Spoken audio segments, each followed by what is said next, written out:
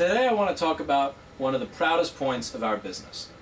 What I am most proud of is that we use every single part that we sell. I am confident enough in every one of my products that I actually use them on a daily basis. Even as a company owner, I still do a lot of repairs, and I still trust my parts when I do these repairs. Let me explain how this can differ from a company that does not use the parts that they sell. Over the past year and a half, between 3 technicians, we have broken 1 iPad digitizer. In 1 week, with new parts, we have broken 4 iPad digitizers because we bought from a different company. These are not parts that we sell, we bought them because our parts company did not have any digitizers. So we have this in the e-waste bin. Now, this digitizer did not crack everywhere because of how it was put into the iPad. This is where it cracked because it was so brittle that as soon as you put it in the iPad, it just cracked into pieces. This is where the technician whose lunch was delayed by a half hour because he had to fix it again, this is where he smashed it out of frustration. This is the second digitizer from the same company that he tried to put into this iPad. This is much more smashed because by the time his lunch was delayed a second time, he was much more frustrated.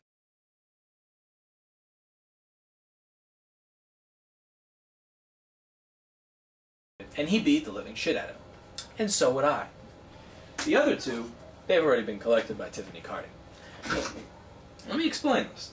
The company that sold me these, they're a good company. I'm not going to say who they are because since I'm talking about a product that, in my opinion, sucks, I don't want this to tarnish them because the people who work at this company who I've spoken to, I respect a lot, and I am humbled by the idea that I even have an opportunity to speak to these people. I'm humbled by the opportunity to even purchase from them because everybody at this company really gives a fuck about this industry. They really give a fuck about making you happy, about selling good products.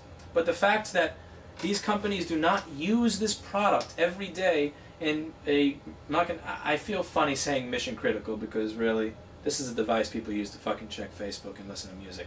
But I'm going to say it anyway. In a mission critical environment, because they're not being used in that mission critical environment, they're not going to notice if one batch is brittle trash like these are. They're not going to notice if there are a set of defects or if one box just so happens to be worse than the others, or if their supplier started to just fuck them over by shipping them junk just to see if they notice.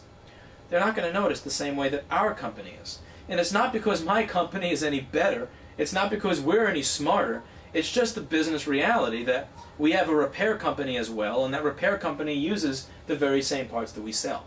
If I get a set of MacBook Pro trackpads in today, I have 5 machines waiting on it. So those trackpads are going to get used immediately. If they're all good, I'm going to use them to fulfill all these orders. If 4 of those 5 trackpads are bad, I'm going to say, you know what? I'm sorry, customers, I don't have any right now. This is out of stock, or I'm going to find another source the same day to sell them to you. But I'm not going to sell you the junk, and I'm going to know if it's junk because, again, I'm using this product.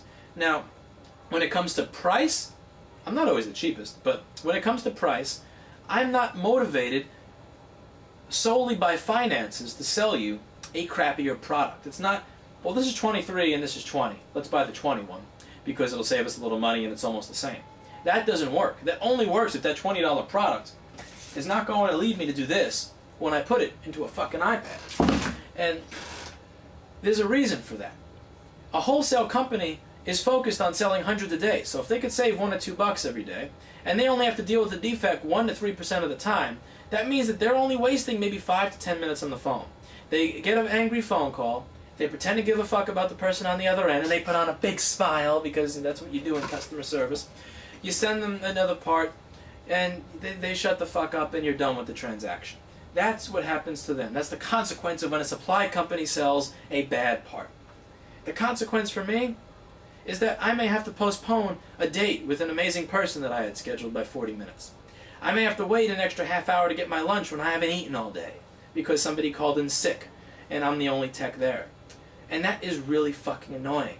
And that $3 that I save on that one part is not worth 40 minutes of my time. That $3 that I save on that one digitizer is not worth putting off a date or rescheduling it with somebody because I want to have a life. And I want my life to be easy. I don't want my life to be difficult on account of the fact that I tried to save $1 or $2.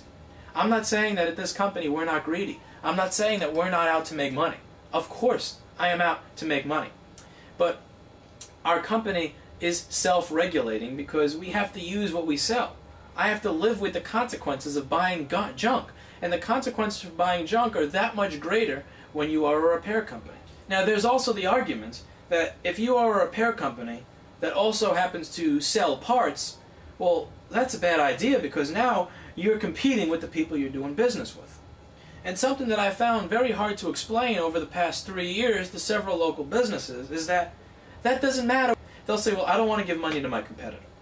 Well, you have to have a pretty big fucking ego to think that when I'm fixing motherboards for $275 with a part cost of $5, or when I'm replacing MacBook Air screens for $250 with a part cost of $38, you have to have a really large ego to think that your order matters. You have to have a really large ego to think that when you buy 10 parts and I have a $2 profit margin off of each of those, that's what's keeping me in business. You're right. It's not the 30 people coming in per day with profit margins of $50 to $150 that is keeping me in business. No, it's not that. It's your order of 20 parts where I make $2 a part. You got me all figured out. The reality is that while I care about your business and I want to keep you as a customer and I want to make you happy, my bank account could give a fuck less, and my QuickBooks could give a fuck less about whether you buy here or you buy elsewhere. That's not what's making the difference, and that's not what's keeping me in business. You are cutting your nose to spite your face. And it's really silly when a company decides to spend $70 on the internet and wait 3 days when they could have spent $50 with me and done it in a day and charged their customer a rush fee just out of spite for the fact that I'm a competitor. And secondly, don't you want to be dealing with a business that has the same consequences that yours does? I don't have the consequence of one review amongst 300 because a wholesale company is selling 300 to 500 parts a day. If they piss off one person, they have one review that's just going to get buried under all the others for that one bad part. They have to deal with one customer on the phone, which again, they can listen to, pretend to care. Oh, I'm very sorry about that, sir. We do indeed regret the fact that you did receive something defective, but I will be shipping you out a new one immediately. And then they hang up and curse the person out and go, oh, fucking annoying people. And they go on with their day. That's the consequence for a wholesale company that sells a bad part. My consequence? I waste 40 minutes of my fucking time. I have an employee who is much taller than me, who is going to do to my face what he did to that iPad screen if I buy from that company again. And I don't want that to happen to me. I share your burden when I buy bad parts. I have to answer to the same little Yelp leaders who are going to go, there's a grid on my screen. Why do I see lines? Why is this not perfect? Why is it when I touch it that I see exploding colors? All the annoying things that you have to deal with, I have to deal with. So why would I save 50 cents to $1 to deal with that crap? I'm using what you're using, which means I have the same vested interest that you do in getting a good part. I have a better vested interest than anybody who's going to sell you parts because I have to live with the consequences of what happens when those parts are bad. So when you buy here, you're buying from a company that has a vested interest in their own parts.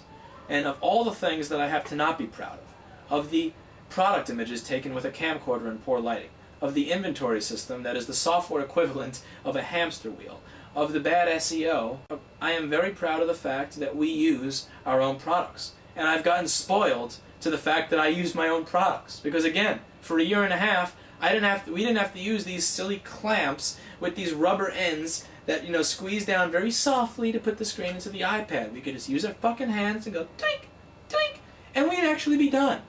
But now we have to go back to that system because we're using industry standard parts instead of the good parts that I've been buying all along. And that is annoying. When you buy here, you're not buying from people that just sell parts to sell parts. You're buying from people who buy parts because they need to use them. And I want you to buy. I want you to try our parts. I want you to notice that that's the Rossman difference.